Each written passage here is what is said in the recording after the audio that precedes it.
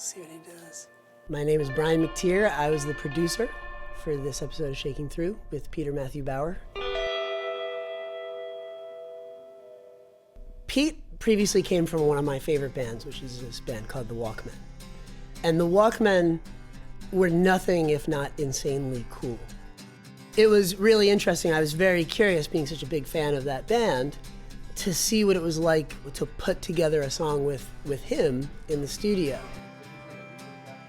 We knew going into it that Peter was gonna, have a very specific idea for all the sounds that he wanted to create. As an engineer, I was just mostly focused on being able to capture those sounds as true to form as they were produced. So it was definitely, you had to, be on your toes and make sure everything was ready to go, just a moment's notice. So what are we gonna do? We're gonna do drums, guitar, and bass. Yeah, and we could do an electric with it if it's easier for you. What would probably make sense would be to set up everybody we have. Yeah, that's fine. And then honestly, we'll listen back, and what we might determine is like pull one person out for the real track, and So for basic tracks, we had Jess playing drums in the live room. Mickey was also playing bass in the live room, but we just had a bass DI going for him.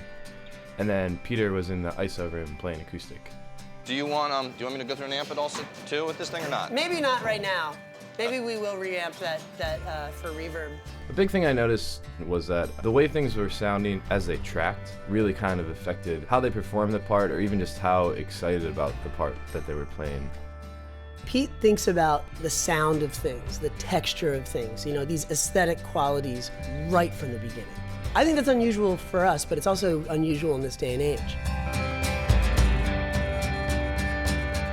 It's an interesting thing, especially when, as an engineer, because you can't just get wrapped up in those aesthetics, because if you do, when you get later down the line, you're gonna be like, oh no, this sounded cool at the time, but now it doesn't work, and now we don't have a foundation of that recording to work back off of.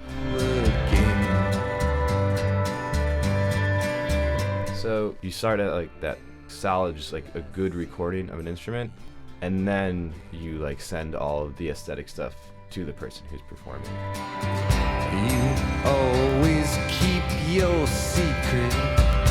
You always turn from trouble.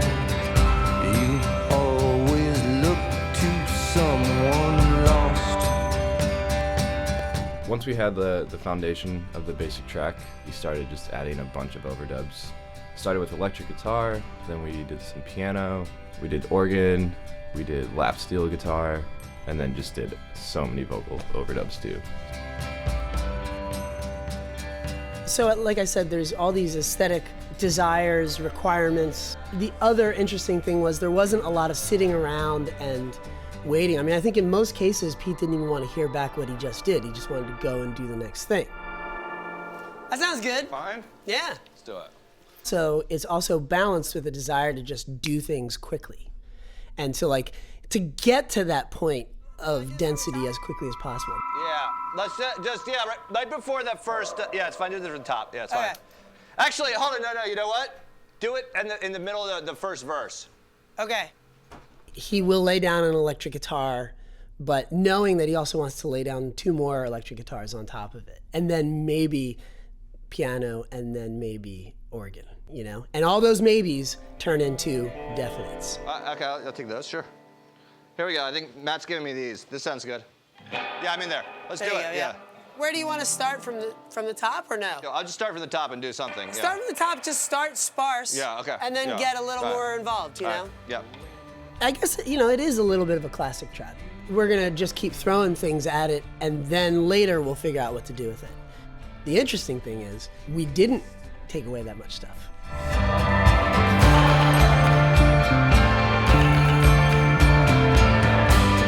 We weren't that concerned.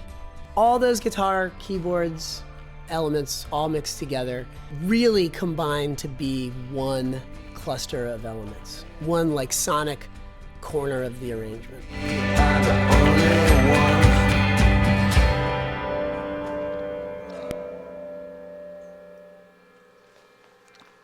Yeah, so that, we gotta move that punch later, but it's good. Okay, coming in.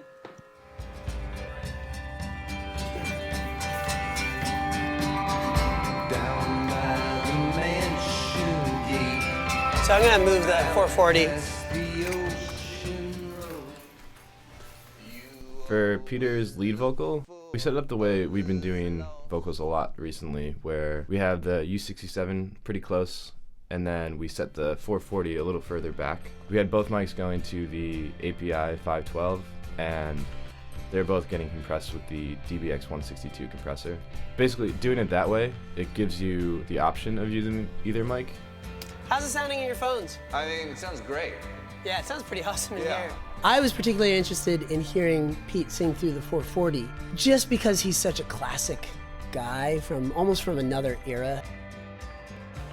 We didn't end up using it in the mix for his vocal, only because it was too wide. We needed the 67 to like cut directly through in a really particular range. So there's gonna be like 8 vocals? Like rhythmically precise It's is important, probably yeah. the biggest thing, right? Yeah. Right now you hear nothing, so you feel inclined to put all this, like I'm trying not to do that. Exactly. I'm trying to just be simple. flat, basically. Pete started singing. He was initially sort of delivering with like a hard, forceful punch. And we did about 10 or 12 takes like that.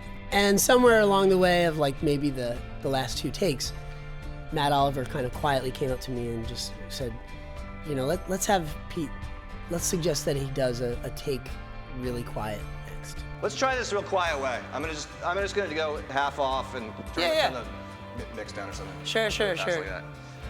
Yeah, this is gonna be cool. Okay. It ended up being awesome. All of a sudden the words, as I was hearing them, the words were having a lot more meaning. And I was digging that right away. Man, that take was so good that you should do it one more time just like that, because you might have just arrived at Damn! All right. at dang goodness. All right. All right, and then I promise, will be it. All right. Here we go. He totally doesn't want to sing anymore. It's like 14 takes. I've definitely been in situations where people are afraid to ask people to sing too much, which is nonsense. Mystery so far. If there's anything human beings can do, it's like better than anything. It's sing. And it's the whole point of the whole thing. So you wanna capture them enjoying themselves singing.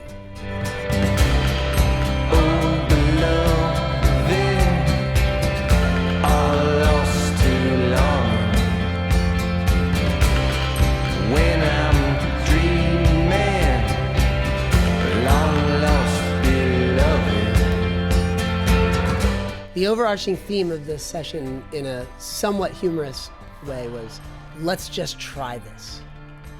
And we'll decide whether we want to keep it later, but we kept it all later.